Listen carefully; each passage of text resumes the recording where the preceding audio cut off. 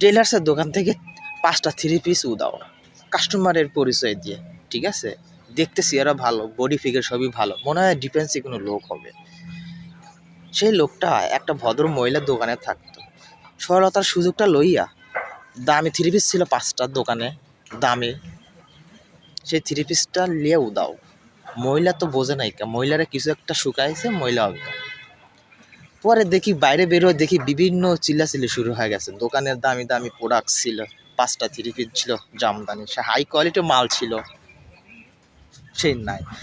মানে প্রতারক যারা 2 নাম্বারই করে অভ্যস্ত, তারা সেই সুযোগটাই খোঁজে যে কোন মানুষটা দুর্বল, কোন মানুষটা বোকা সোজা, একটু বোকা টাইপের, সেই মানুষগুলোকে তারা টার্গেট করে।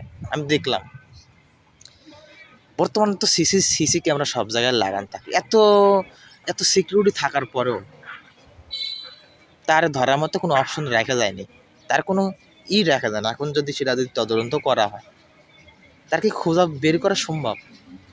কিন্তু যে লোকটা দোকানে এত বড় একটা ঘটনা ঘটে গেছে, সেই লোকটাও কিছু বোঝে না।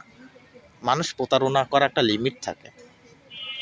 এদের জন্য যদি পৃথিবীতে যদি এদের যদি বিচারে যদি নাও করা হয়, যদি সিপাহি আটকে পড়ে বিচারে এদেরকে খবর না পাওয়া যায়, কিন্তু উপর আল্লাহ তো একজন আছে, তারা কিন্তু ছাড় দিত না, সে আল্লাহ কিন্তু ছাড় দিত না, এর হিসাব দিতে হবে, ঠিক আছে?